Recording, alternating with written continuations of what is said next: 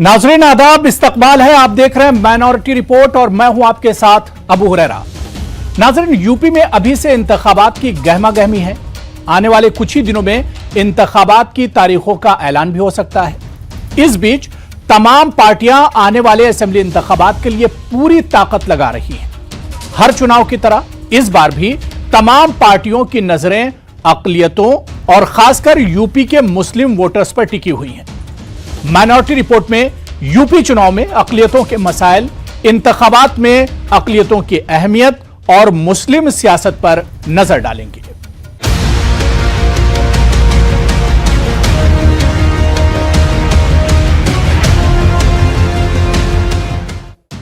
नाज़रीन, UP assembly इंतखाबात में एक बार फिर जात पात की सियासत हावी हो रही है। इस बीच तमाम जमातों की नजरें अकलियतों और मुस्लिम वोटर्स पर टिकी हैं।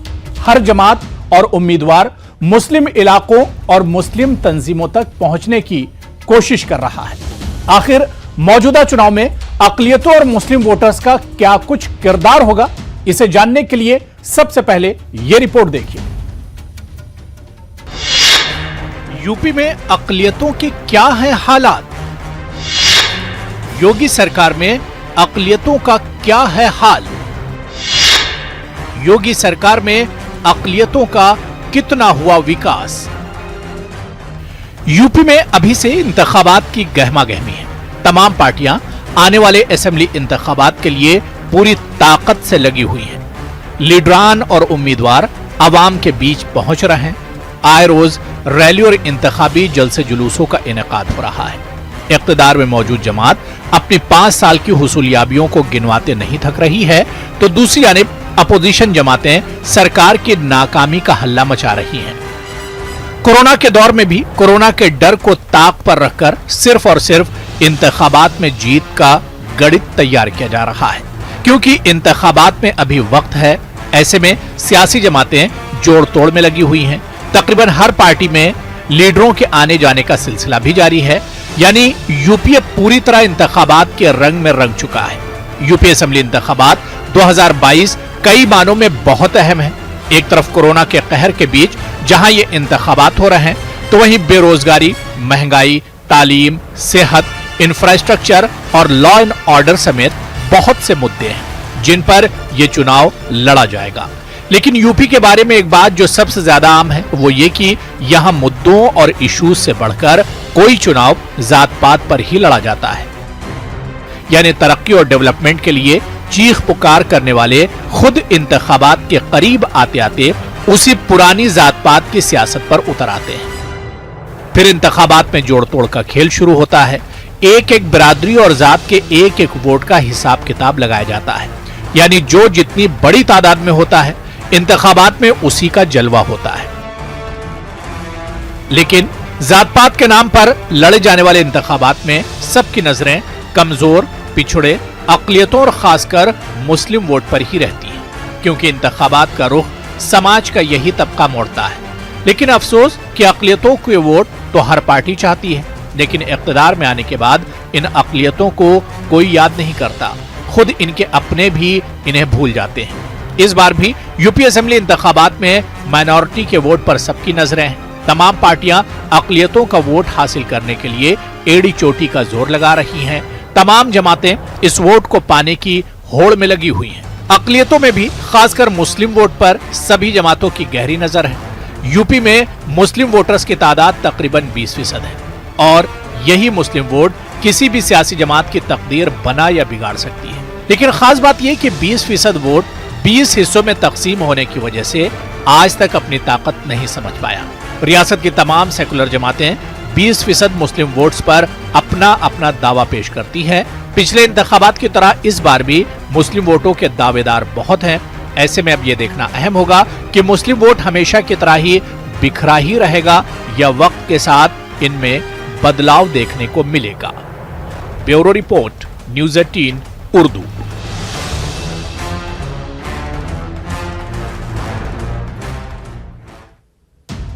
तो यूपी में चुनाव आ रहे हैं और इसी वजह से तमाम सियासी पार्टियों और उनके उम्मीदवारों को अकलियतों और खासतौर से मुसलमानों की याद आ रही है। आखिर यूपी के मौजूदा असेंबली इंतखाबात में अकलियतों के वोट कितना इंपॉर्टेंट रोल अदा करेंगे, और या फिर मुसलमानों की जो अहमियत है उसे किस तरह से देखा जाए। इन्हीं तमाम इश्यूज पर बातचीत करने के लिए मेरे साथ बहुत खास मेहमान सीनियर सहाफी मासूम मुरादाबादी साहब इस वक्त रास्तौर पर मेरे साथ जुड़ रहे हैं। हम आपको बता दें कि मासूम मुरादाबादी साहब लगातार अक़लियतों और मुसलमानों पर लिखते रहते हैं, और इसके अलावा उर्दू सहाफत का जाना माना चेहरा है मासूम मुरादाबादी साहब। सर, आपका बहुत इस्तकबाल है न्यूज़ 18 उर्दू में।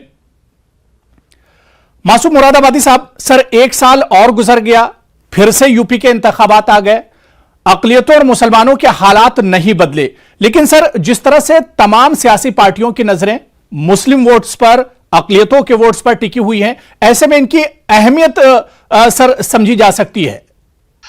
देखिए, इसमें कोई शक नहीं है कि जब भी इंतखाबात आते हैं जी, चाहे वो सेंटर के यानी मरकज के इंतखाबात हों या सूबाई हुकूमतों के इंतखाबात हों जी, तो एक पहलू उसका अक़लियतों के वोटों का और खासतौर से मुस्लिम वोट पर सबकी नजरें मरकूज रहती हैं।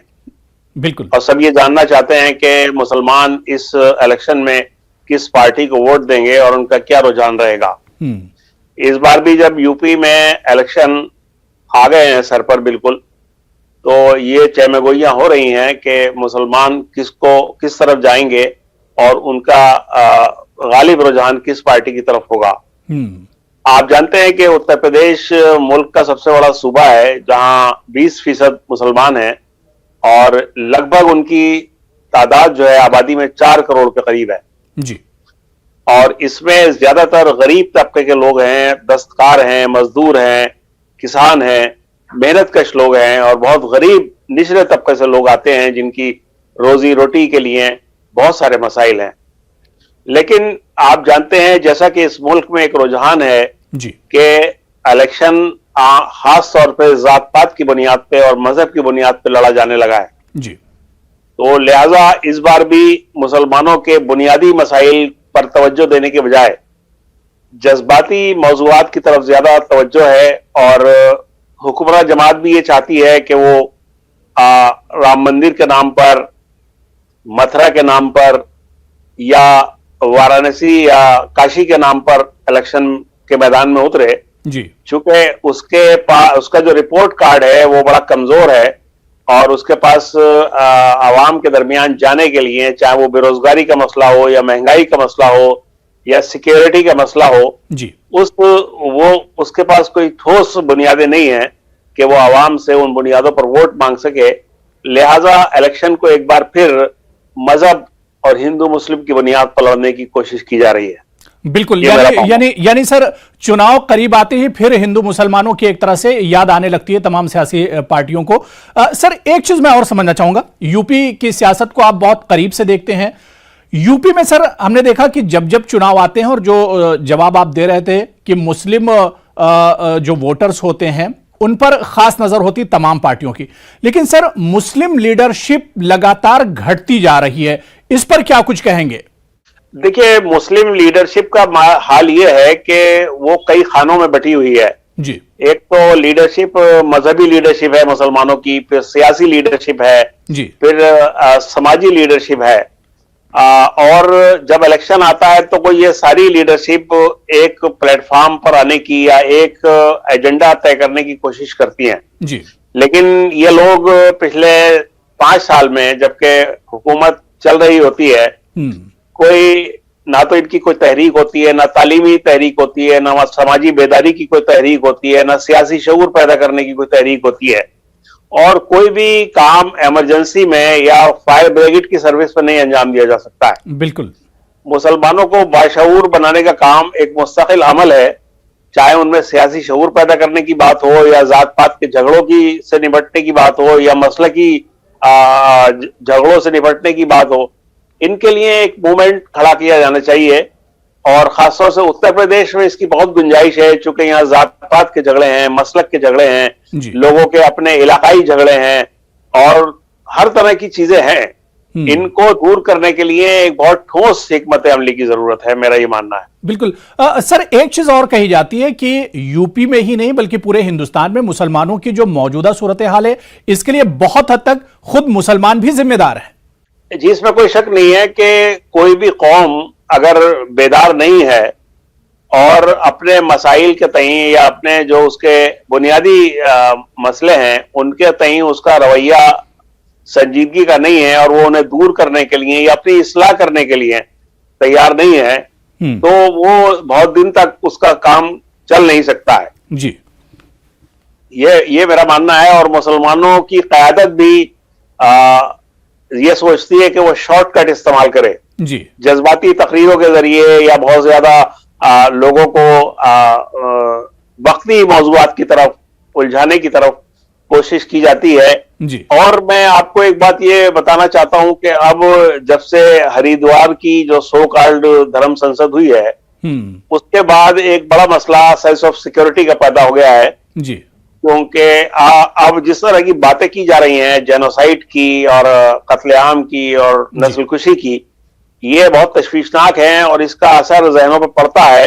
बिल्कुल। और चूंकि ऐसे लोगों के खिलाफ हुकूमत का और एडमिनिस्ट्रेशन का और पुलिस का रवैया नरमी का रवैया है, तो ऐसा लग रहा है कि मुसलमानों में एक सेंस ऑफ इनसिक्योरिटी यानी अदम तहफ़्फ़ुज़ का एहसास पैदा करने की कोशिश की जा रही है। बिल्कुल। लेकिन जरूरत इस बात की है कि मुसलमान साबित कदमी के साथ अपने मौक़िफ़ पर कायम रहे हैं, चूंकि मुसलमान का एक ये बहुत पुराना एक नारा है और ये हकीकत भी है कि वो सिर्फ अल्लाह से डरता है और अल्लाह के अलावा किसी कुव्वत से डरता नहीं है। नहीं, बिल्कुल सर। एक आखिरी सवाल बहुत मुख्तसर में कि ये तमाम चीजें जो इंतखाबात की हैं वो हमारे सामने है, लेकिन इस बीच हमने देखा कि बीजेपी भी कहीं ना कहीं जो 20% मुस्लिम वोटर्स हैं उनके उन वोट्स में सेंध मारने के लिए कोशिश में लगी हुई है। बीजेपी भी एक खास प्लान बना रही है कि 20% मुस्लिम वोटर्स में से अगर कुछ मुस्लिम वोटर्स उनकी तरफ आ जाते हैं तो उनका काम आसान हो जाएगा। देखिए, ये तो एक खाम ख्याली है, क्योंकि बीजेपी ने इस दौरान जो कुछ काम किया है या जो उसका रिपोर्ट कार्ड है स्टेट लेवल पे, आपने देखा कि बिल्कुल आखिरी लम्हे में जब इलेक्शन करीब आ गए तो उत्तर प्रदेश में उर्दू एकेडमी बनाई गई और अब हज कमेटी बनाई जा रही है। यानी इतने अरसे तक आप खामोश बैठे रहे और ख्वाब खरगोश के मजे लेते रहे। जब इलेक्शन करीब आया है तो माइनॉरिटीज के वो इदारे, चाहे वो वक्फ बोर्ड हो, उनको बिल्कुल आपने डंप कर दिया और ठंडे बस्ते में डाल दिया है। तो ये तो लोग जानते हैं कि बीजेपी मुसलमानों की कितनी हमदर्द है या वो उनके बारे में कितनी पॉजिटिव सोच रखती है, ये लोगों को मालूम है। बहुत बहुत शुक्रिया मासूम मुरादाबादी साहब हमारे साथ जुड़ने के लिए और यूपी में अक़लियतों और मुसलमानों के हालात पर तज्जिया करने के लिए और यूपी के इंतखाबात पर बातचीत करने के लिए। सर बहुत बहुत शुक्रिया न्यूज़ 18 उर्दू के साथ जुड़ने के लिए। बहुत बहुत शुक्रिया, आपका भी बहुत नवाजिश। तो नाज़रीन, यूपी असेंबली इंतखाबात की तारीखों का ऐलान कभी भी हो सकता है, लेकिन जिस तरह के हालात बनते जा रहे हैं वो यही बता रहे हैं कि तमाम पार्टियों को और तमाम उम्मीदवारों की जो नजरें हैं वो अक़लियतों और खासतौर से मुस्लिम वोट्स पर टिकी हुई हैं। और जिस तरह से हम बात कर रहे थे कि बीजेपी ने भी एक खास प्लान बनाया है अक़लियतों और मुस्लिम वोटर्स के लिए। बहुत छोटा सा ब्रेक लेंगे, लेकिन ब्रेक के बाद हम इसी इशू पर बात करेंगे।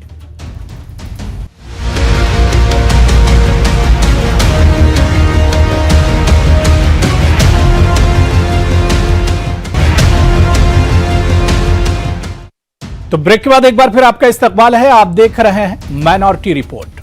नाज़रीन, यूपी में इक़्तिदार में मौजूद बीजेपी भी असेंबली इंतखाबात के लिए पूरी ताकत लगा रही है। इस बार बीजेपी ने अक़लियतों और मुसलमानों से क़ुर्बत बढ़ाई है, यानी अक़लियत से दूर भागने वाली बीजेपी को भी इस बार मुसलमानों की याद आने लगी है। खबर यह भी है कि मुस्लिम वोटर्स को राग़िब करने के लिए बीजेपी ने एक खास रोड मैप तैयार किया है। देखिए,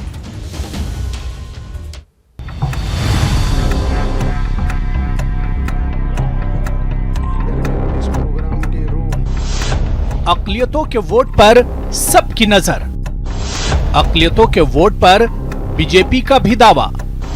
क्या अक़लियतों का वोट ट्रम्प कार्ड साबित होगा? उत्तर प्रदेश असेंबली इंतखाबात का बिगुल बजने में अभी वक्त है, मगर सियासी जमातें पहले ही सरगर्म हो चुकी हैं। बरसर इक़्तिदार बीजेपी हो या इसे चैलेंज करने वाली कांग्रेस, समाजवादी पार्टी और बीएसपी या फिर असदुद्दीन ओवैसी, सभी ने तैयारियां तेज कर दी हैं। चूंकि यहां अक़लियत बिलखुसूस मुसलमान वोटर्स बहुत बड़ी तादाद में हैं और तकरीबन 100 सीटों पर जीत हार तय करने में नुमाया किरदार अदा कर सकते हैं। इसलिए तमाम पार्टियों की इस तबके पर नजर है। दिलचस्प बात यह है कि अकलियत से दूर भागने वाली बीजेपी को भी इस बार मुसलमानों की याद आने लगी है, जिसने इन्हें रागिब करने के लिए एक खास रोड मैप तैयार किया है। बीजेपी की नजरियाती तंजीम आरएसएस और खुद बरसरे इख्तिदार जमात की कौमी लीडरशिप ने इस मर्तबा मुसलमानों को बतौर खास इंतखाबात के पेश नजर लुभाने की हिकमत अमली तैयार की है। बीजेपी ने यूपी असेंबली इंतखाबात में मुसलमानों के वोटों के लिए जो रोड मैप तैयार किया है, इसके मुताबिक कम से कम 5000 मुसलमानों को हर असेंबली हलके में पार्टी से जोड़ने का हदफ रखा गया है। इन्हें बीजेपी से जोड़ने की जिम्मेदारी रियासती अक़लियती सेल को दी गई है, जिसकी नई टीम की तश्कील चंद माह कबल ही हुई है। पार्टी जराये के मुताबिक हाईकमान की हिदायत पर रियासती यूनिट 2 इंचार्ज नामजद करेगी। अक़लियती सेल को कुल 1 करोड़ मुसलमानों से राब्ता करने के लिए कहा गया है। इसके लिए पार्टी ने हर असेंबली हलके में 50 वर्करों को नामजद करने का अमल शुरू कर दिया है। हर एक कारकुन 100 अफराद को पार्टी से जोड़ने का हदफ दिया जा रहा है। इस तरह हर हलके में पार्टी 5000 मुसलमानों को जोड़ेगी। बीजेपी लीडरशिप ने इन लोगों को हिदायत दी है कि वो अक़लियतों के दरमियान जाकर मोदी और योगी हुकूमत के उन कामों को बतौर खास बयान करें जो अक़लियतों की फलाह बहबूद के लिए किए गए हैं या आइंदा किए जाने हैं। इनमें स्कॉलरशिप, तलाक सलासा मुखालिफ कानून जैसे मामले सर फहरिस्त हैं। 3 तलाक के बारे में खास तौर पर मुस्लिम खवातीन को बताने की हिदायत दी गई है, जबकि नौजवानों को स्कॉलरशिप और दीगर इक़दाम के ताल्लुक से बताकर राम करने की जिम्मेदारी सौंपी गई है। वैसे कारोबार और स्किल डेवलपमेंट प्रोग्राम, जिनसे मुसलमानों का पुराना रिश्ता रहा है, इन शोबों में मरकजी और रियासती बीजेपी हुकूमत के कामों को भी अहमियत के साथ इनके सामने रखने की ताकीद की गई है। बीजेपी की इस हिकमत अमली के ताल्लुक से कहा जा रहा है कि इसे अपने उम्मीदवारों के लिए मुस्लिम वोट हासिल करने से ज्यादा दिलचस्पी इस बात में है कि ये वोट किसी एक अपोजिशन जमात की तरफ ना जाने पाए। इसके अलावा हुकूमत मुखालिफ लहर की वजह से कम होने वाले वोटों की भरपाई भी कुछ मुस्लिम वोट हासिल करके करने की कोशिश की जा रही है। Bureau report, news 18 Urdu.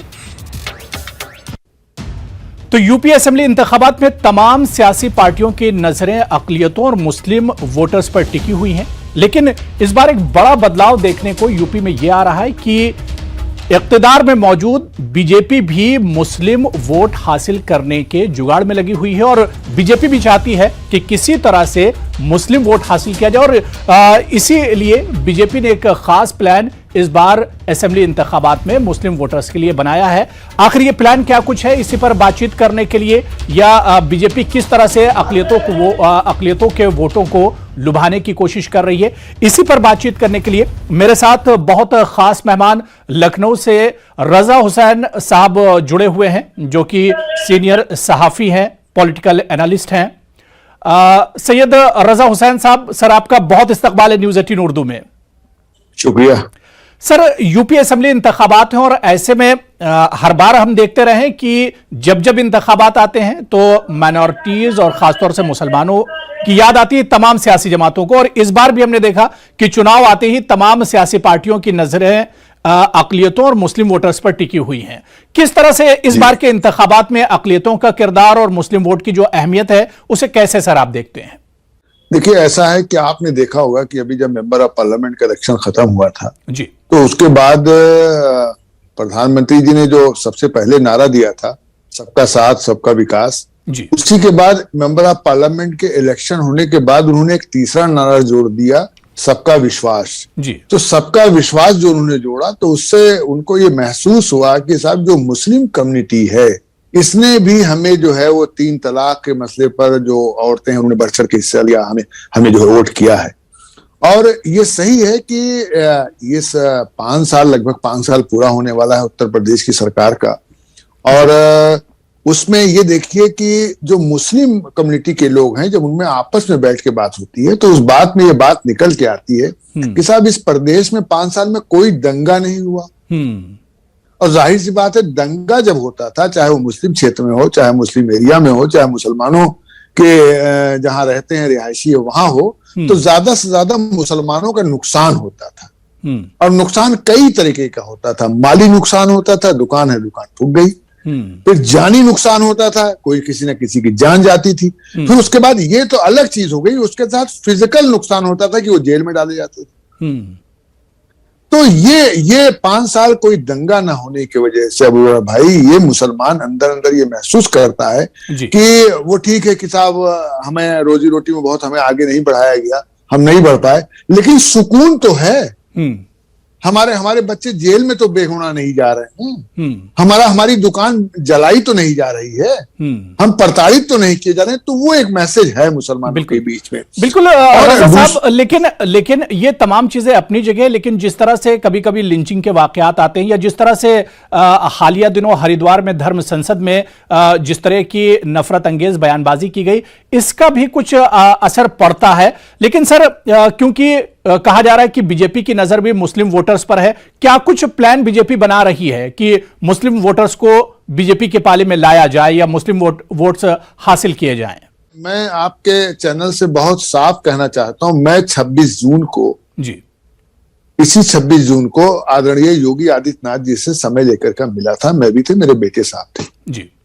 और उनसे जब बात होती रही तो वो 3 तलाक पे भी बात हुई। उस पर वो हमने सूरह मायदा के बारे में बताया, जो उन्होंने कहा साहब गोश्त के बारे में, उस पर मैंने बताया। तलाक की आयतों के बारे में मैंने बताया। फिर मॉडर्न एजुकेशन मदरसे में उसको मैंने बताया कि सूरह रहमान में है।